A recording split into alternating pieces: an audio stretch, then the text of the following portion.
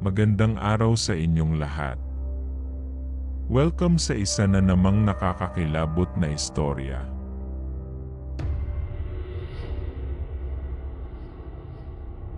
Good day, Sir Bordes. Tawagin niyo na lang ako sa pangalang Arabel, Ara for short, 19 na taong gulang at tubong Tarlac. Isa po akong second year college sa kursong nursing, bale po pansamantala ako naging working student. Iwan ko ba kung bakit nagpapakahirap ako magtrabaho habang nag-aaral? Maayos naman ang aming pamumuhay. May magandang bahay, kumpleto ang gamit sa bahay, motor at kotse. Lahat ng mga bagay na meron kami ay pinag-iponan ng aking ina mula sa kanyang dugo at pawis bilang isang OFW sa Qatar. Bilang isang anak, nais ko rin itago ang pagkakakilala ng aking mga magulang sa pangalang Nanay Carmen at Tatay Edmil. Ilang taon nakipagsapalaran si Nanay Carmen sa malayong bansa. Nagtiyaga malayo sa pamilya. Naging mahirap ang naging buhay niya sa Qatar. Puyat, gutom at pagod ang madalas kalaban. Si Nanay Carmen ang aking huwaran. Itinuturing kong bayani ng aming pamilya. 10 taon gulang pa lamang ako nang mawalay ako sa aking butihing ina. Tanging ang mga boses lang ang namamagitan sa tuwing tumatawag ito sa Pinas. Tuwing mapuputol na ang tawag sa kabilang linya ng telepono, hindi ko maiwasan umiyak. Hindi kasi sapat sa akin ang ilang minutong pag-uusap. Sobrang uhaw na uhaw ako sa kalinga ng isang ina. Isipin niyo na lang mga kasandata, lumaki ako na hindi kapiling ang ilaw ng tahanan. Gayunpaman, pinalaki ako ni Tatay Edmil na may mabuting asal. Busog sa pagmamahal ng isang ama. Lahat ng magagandang laruan ay binibili, mapasaya lang ako. Ang mga ngiti ko kasi ang kayamanan na hindi matutumbasan ni numan. Walang bisyo ang aking ama. Hindi naninigarilyo at umiinom. Palaging lang nasa akin ang atensyon niya at walang kaagaw. Kung kaya't lumaki akong daddy's girl. Lahat ng pinagpaguran ni Nanay Carmen ay may napuntahan. Hindi sinayang ni Papa ang bawat sentimo. Para sa kanya, ang isang barya, katumbas ng isang linggo pagod ni Nanay sa pagtatrabaho. Kaya nga marami kami na ipundar sa buhay. Mismong bahay ay sarili namin. Noong dalagita na ako sa edad na 13 at nag-aaral sa unang bahagi ng sekundarya, ay doon na nabuo ang aming pamilya. Umuwi na ang aking ina sa Pilipinas at wala nang balak pa bumalik sa ibang bansa. Labis akong natuwa. Matagal na panahon ang pangungulila ko sa aking ina. Hindi kasi naging sapat ang bawat bakasyon nito tuwing tapos na ang kanyang kontrata. Ang naipon ni Mama na pera sa Qatar ay inlaan nila ni Papa sa isang maliit na negosyo. Nagpatayo sila ng isang water station sa tabi lang ng aming bahay. Sapat na ito para hindi lumayo ang aking ina. Sir Bordes, hindi ko alam kung bakit si Nanay lang ang nagpursige noon mag-work abroad. Ni minsan hindi man lang ito nagalit kay Tatay Edmil. Simulat sa pool kasi walang naging matinong trabaho ang aking ama at ito ang nagsilbing babysitter ko. Marahil sobrang mahal lang talaga ni Mama si Papa. Hindi naman sa pagmamayabang, gwapo si Tatay Edmil, habang si Nanay Carmen naman ay natural lang itsura na medyo kayumanggi ang balat. Natatakot si Mama na mangibang bansa ang aking ama at baka may makilala itong ibang babae doon. Naging strict ang parents ko pagdating sa mundo ng pag-ibig. Palagi nila pinapaalala na mag-aral akong mabuti. Saka na lang ako tumanggap ng manliligaw kapag tapos na ako mag-aral sa college. Gusto nila maging maganda ang future ko. Sinunod ko ang aking mga magulang. Lahat ng mga nagtatangkang manligaw sa akin ay iniiwasan ko. Ni isa wala ako binigyan ng chance kahit na may itsura pa ang mga ito. Baka sabihin niyo mahaba ang hair ko. Sinunod ko lang bilin ng aking mga magulang para sa ikabubuti ko. Lumaki ako sa modernong panahon kaya advance na rin ang mga lalaki.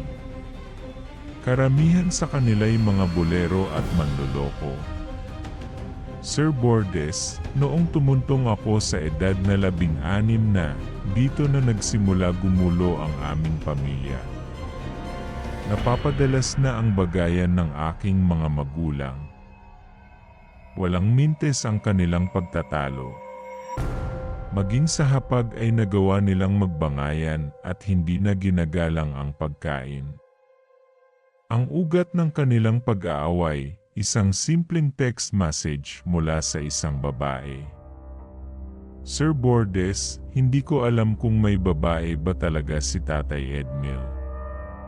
Simula nung magkaisip ako, bihira lang naman ito lumabas. Palagi kaming magkasama dahil nasa abroad noon ang aking ina. At kung aalis man ito ng bahay, saglit lang niya ako iniiwan sa kapitbahay na isa sa mga kaibigan noon ng aking ina. Napadalas lang naman ang paglabas ni Tatay Edmil nung magkaroon kami ng water station. Tumutulong kasi ito sa pagde-deliver ng mga inuming tubig sa iba't ibang barangay. Isang gabi habang bumubuhos ang malakas na ulan kung saan nakahiga na ako kama ay bigla na lang nagtalo ang aking mga magulang. Dahilan upang lumabas ako sa aking silid. Edmil, anong ibig sabihin nito? Bakit may ganito kang mga resibo? Sino ang pinapadlahan mo ng pera? Usisang tanong ni Nanay Carmen sa aking ama habang hawak ang ilang maliliit na papel. Marie, magpapaliwanag ako. Makinig ka muna sa akin bago ka magalit. Alam kong sa mga oras na ito iniisip mo na may babae ako. Patawad kung inilihim ko sa iyo ang pagpapadala ko ng pera sa aking pinsan. Paliwanag naman ni Tatay Edmil. Namumutla ang mukha nito. Pinsan? Sinong pinsan? Wala akong kilala na pinsan mo na Grace ang pangalan. Magsabi ka nga ng totoo, sino si Grace? Sigaw ni Mama. Itinapon nito ang mga resibo sa mukha ng aking ama. Si Grace ang kaibigan ng pinsan ko. Pumunta silang Maynila para sa isang job interview sa isang agency sa Malate. Ang problema, niloko sila ng agency. Biglang nagsara ang agency at marami silang naloko, hindi lang pinsan ko.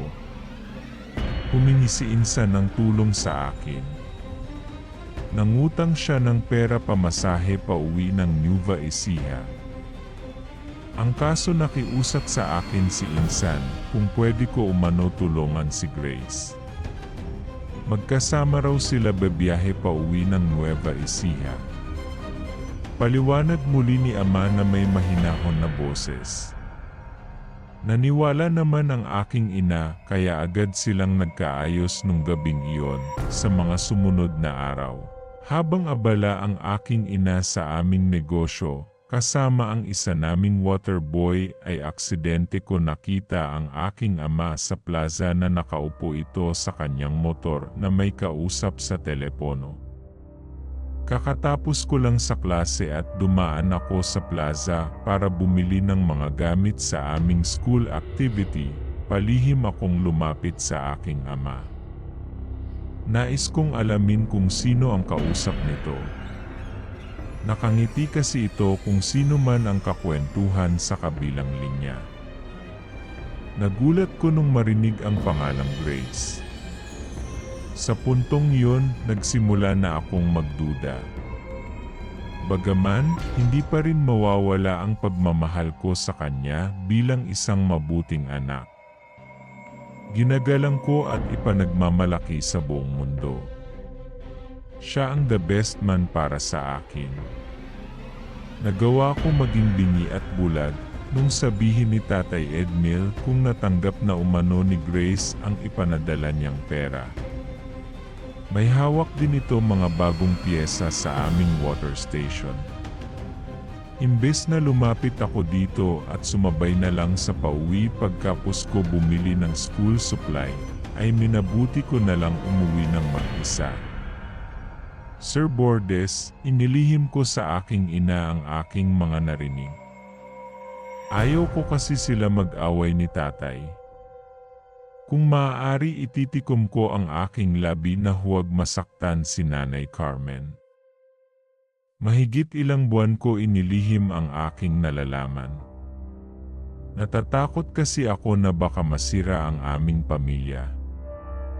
Isapat na sa Nueva Ecija naman si Grace at malabo sila magkita ni Tatay Edmil.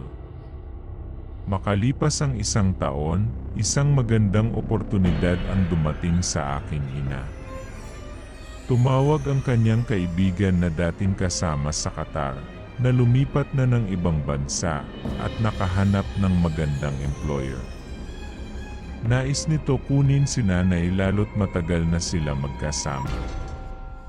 Dahil interesado ang aking ina, agad niyang inasikaso ang mga dokumento patungong Dubai. Gagawin umano ito ni Nanay Carmen alang-alang sa aking kinabukasan, lalo na't ilang taon na lang college na ako. Labis na natuwa ang aking ama na ikinalungkot ko naman. Muli na naman magkakawatak-watak ang aming pamilya. Ang magagawa ko na lang ay igalang ang desisyon ng ilaw ng tahanan. Babantayan ko na lang bawat kilos ni ama na huwag gumawa ng ikasisira ng aming pamilya.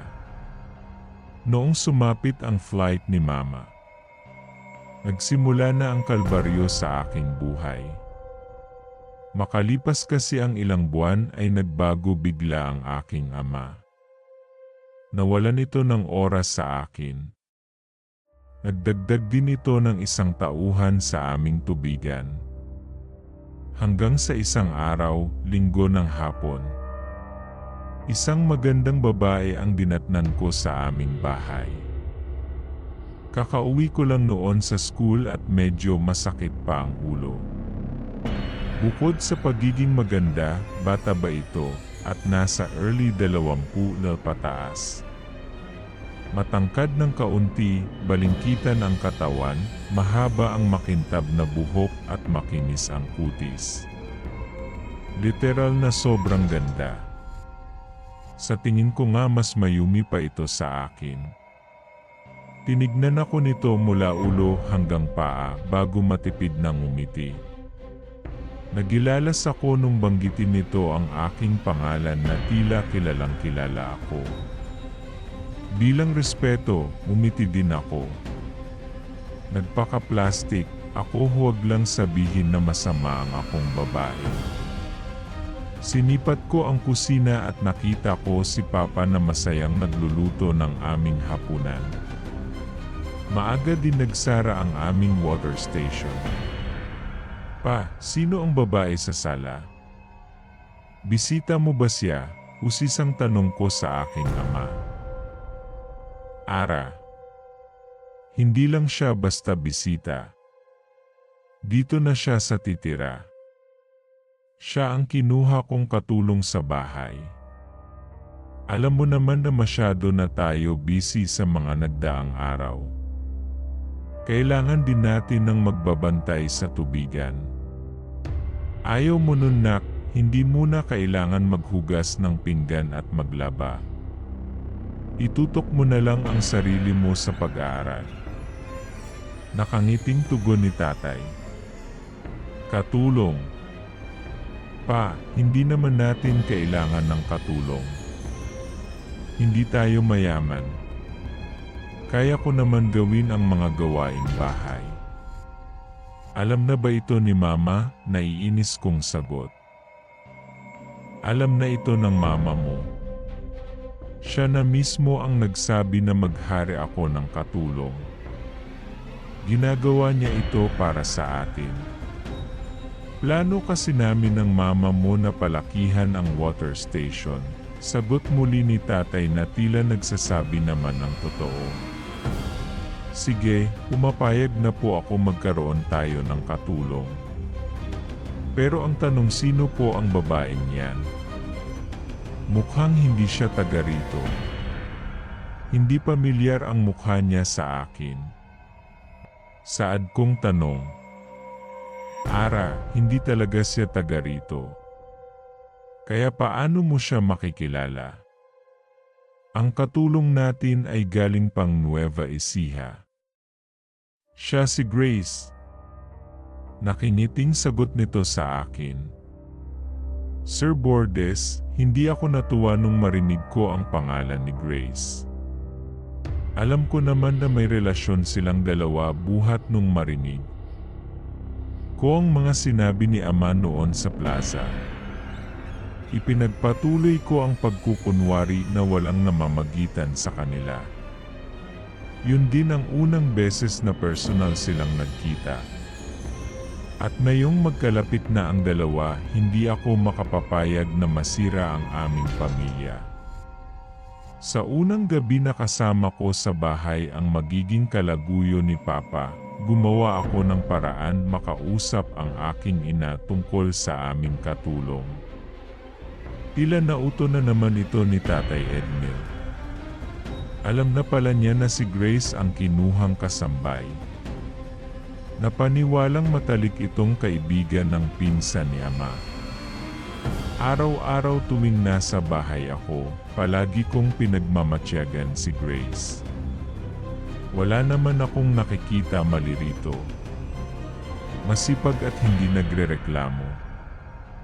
Halos lahat ng gawaing bahay mabilis at pulido niyang natatapos. Ito na rin ang nagsibing tagaluto. In fairness, masarap siyang magluto. Nawala ang mga pagdududa ko sa aming katulong. Malumanay naman itong kumilos na tila may delikadeza sa sarili. Hindi sumusuot ng mga hapit na damit at madalas balot na balot pa ang katawan. Ni minsan hindi ko pa nakita tumabi ang dalawa maging sa pag-upo. Nawala ang aking paghihinala at nagkaroon ng pagtitiwala sa mayuming katulong. Ngunit ang mga nakikita ko ay isang malaking kalokohan. Kinuha lang pala nito ang aking loob para huwag mag-isip ng masama sa gagawin malaking kasalanan. Nakilimutan ko na mas madalas pa pala ako manatili sa eskwelahan. Kaya sa mga oras na wala ako sa bahay, maraming bagay ang pwedeng mangyari. Hanggang sa dumating na nga ang araw na ako mismo ang makakasaksi sa hindi dapat makita ng aking mga mata. Sa ika-60 sa nakalipas na 2 buwan, malakas noon ang bugso ng ulan habang iniinda ko ang matinding sakit sa tiyan dahil sa aking monthly period. Hindi ako makatulog at panay ikot sa kama. Sa hindi may paliwanag na dahilan ay naisipan ko lumabas sa kwarto. Pagbukas ko sa dahon ng pinto ay naaktuhan ko lumabas si Grace sa silid ng aking ama. Bakat na bakat ang dibdib nito sa manipis na damit na tila walang suot na pangloob. Nagmamadali itong naglakad patungong kusina kaya hindi niya ako napansin. Muli ako pumasok sa aking silid at hinayaang nakabukas ng kaunti ang pinto. Pinatay ang sindi ng ilaw para hindi ako mapansin. Habang palihim na nakamasid, malinaw kong naririnig ang bawat kalansing sa kusina na tila may nagluluto. Makalipas ang ilang minuto, bumalik ang aming katulong sa silid ni Tatay Edmil, bit-bit ang bagong luto na pagkain. Madaling araw nung bumalik si Grace sa kanyang kwarto. Simula noon, palagi na ako na nakaabang sa mga nangyayari. Napagtanto ko na madalas ang mga ito magtaliksa, katahimikan ng gabi hanggang sa madaling araw. Pinagtataksila ni Ama ang butihin kong ina. Dumating sa punto na unti-unti nang nagbago ang ugali ni Grace. Para na itong reyna kong umasta.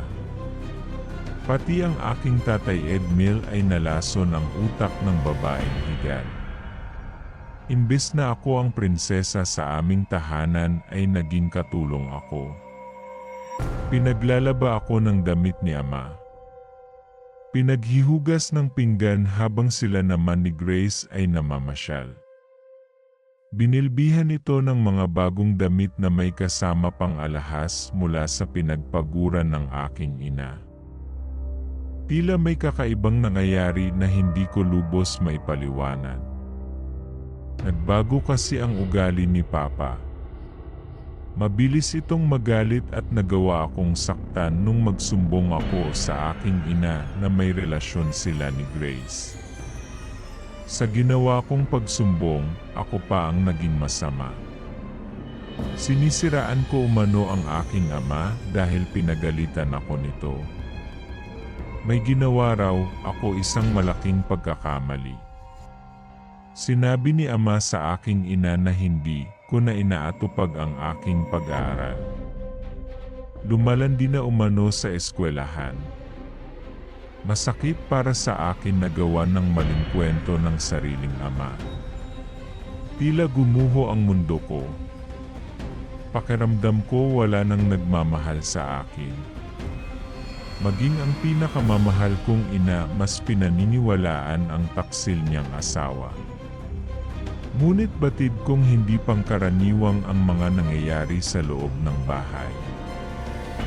May mga gabing nahuhuli ko kumakain ng hilaw na karne sina Tatay Edmil at Grace. Dumating sa punto na palagi ako inuutusan bumili sa palengke ng mga lamang loob ng baboy. Lalo na ang atay na palaging nilalantakan ng mga ito. Para silang mga kanibal na makikita sa scene. Sir Bordes, minsan iniisip ko na ibang tao na si Tatay Edmil. Hindi na ito tulad ng dati. Ang tatay na kilala ko na mahal ako. Iniisip ang kapakanan ko. Ang itinuturing na kayamanan ang ngiti ko. Hindi na ito ang best dad na kilala ko. Ang pagmamahal na nararamdaman ko sa aking ama ay napalitan ng pagkamuhi.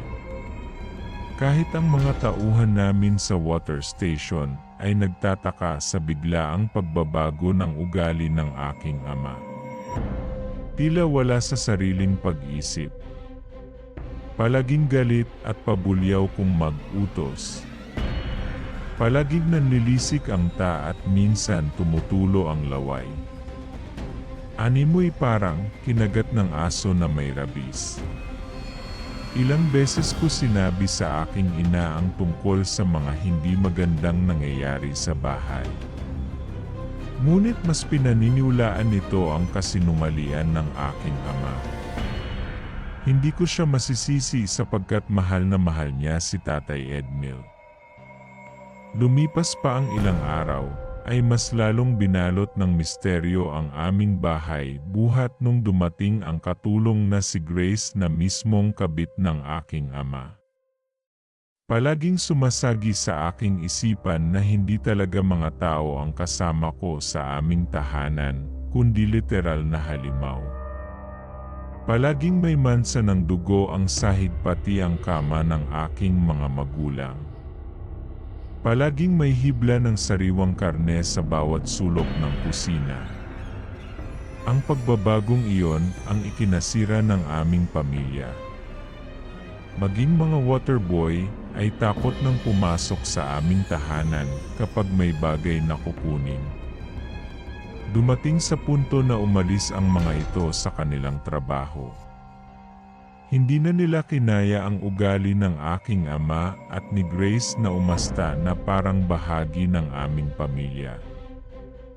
Tuluyan na ngang nagsara ang aming tubigan na hindi man lang nalalaman ng aking ina.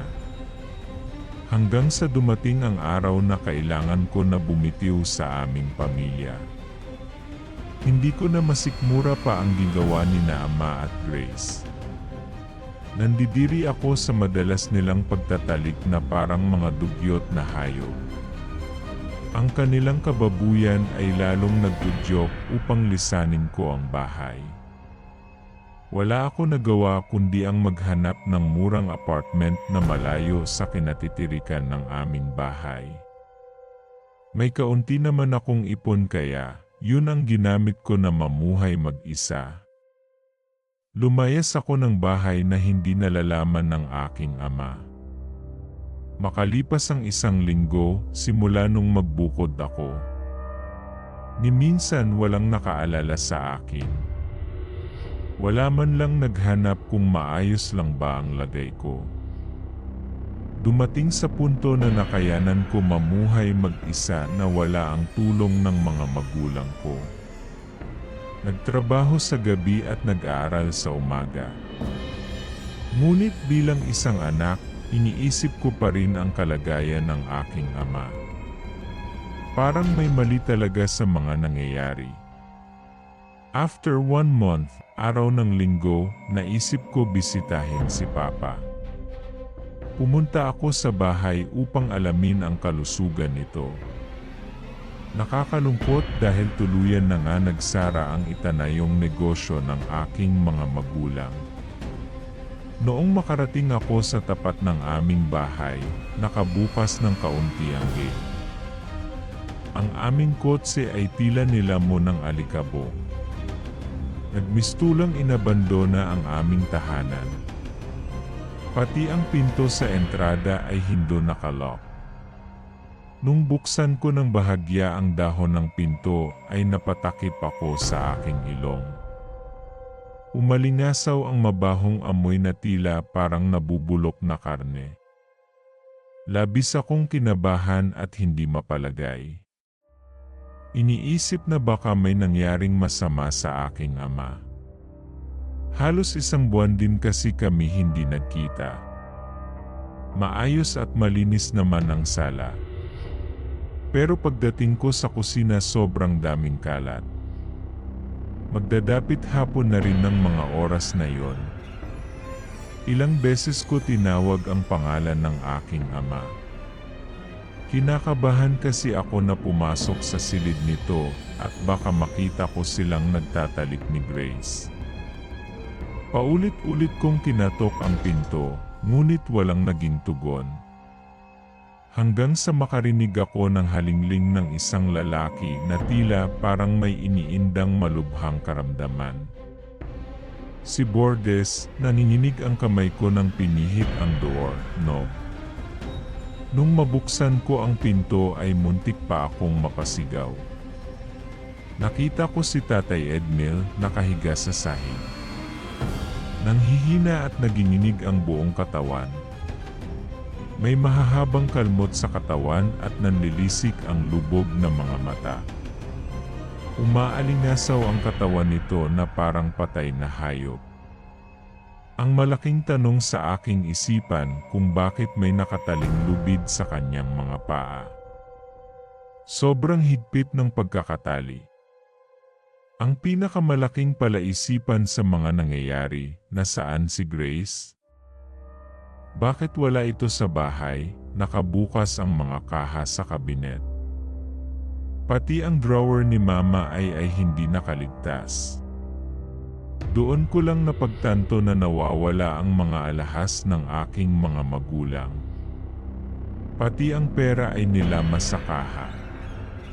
Kung may nanloob sa aming bahay, bakit hindi pa sinama ang motor at kotse? Isa lang ang may gawa nito, ang aming katulong na si Grace. Humingi ako ng tulong sa aming kapitbahay na medyo may ilang metro ang layo sa aming tahanan. Kaya hindi agad mapapansin kung may nangyayaring kaguluhan. Dinala namin si Tatay Edmil sa pagamutan. Sabi ng doktor, hindi nila matukoy kung ano ang sakit nito. Marahil malala na ang mental issue nito sa pag-iisip at kailangan ng tulong ng psychiatrist o di kaya'y neurologist.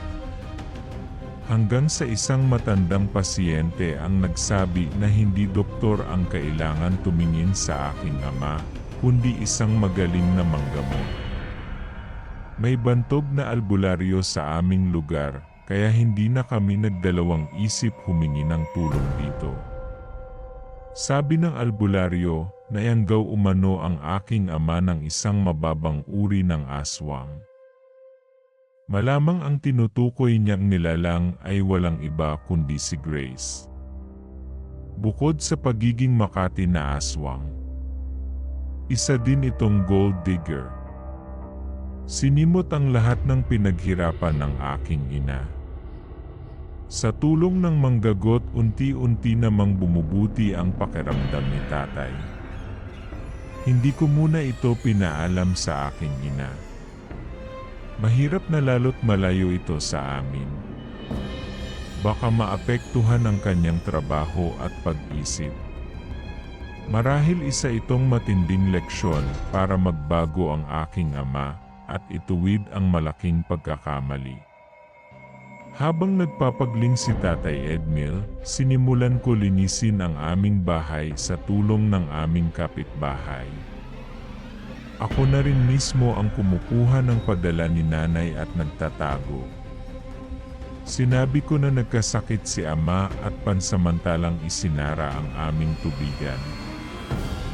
Gumawa ako ng malalim na dahilan sa ikabubuti ng aming pamilya na huwag tuluyang mag-iba. Noong gumaling ang aking ama, humingi ito ng tawad sa akin, lalo na sa aking butihing ina. Labos itong nagsisi sa ginawang kasalanan at pagtataksil. Inamin sa akin ni tatay na minahal niya si Grace. Ngunit hindi niya alam na tuso pala itong babae at nagtatago sa isang magandang maskara. Huli na niya nalaman na minanipula lang siya nito at nilalason ang isipan bilang isang aswang. Gayunpaman, nagpapasalamat ako sa dakilang lumikha dahil ligtas ang aking ama sa ginawang pagkakasala. Muling nanumbalik ang sigla sa aming pamilya. Makalipas ang 2 taon, muling nakumpleto ang aming pamilya. Binuksan muli ng aking mga magulang ang water station at namuhay bilang isang masayang pamilya. Nagbalik ang tiwala sa isa't isa at nagkapatawaran. Ang nangyari sa aking ama ang nagsilbing aral para lalong tumibay ang haligi ng aming tahanan. Tumigil na si Mama mag-work sa abroad at nanatili na lang sa Pilipinas hanggang ngayong kasalukuyang taon na isa na akong college student at malapit na makapit ang tagumpay. Hanggang dito na lamang po ang aking kwento, Sir Bordes. Lubos na gumagalang ang inyong bagong taghanga, Arabel ng Tarlac. Kung nagustuhan niyo ang ating kwento, maaari sana mag-subscribe, like and share na din. Maraming salamat po.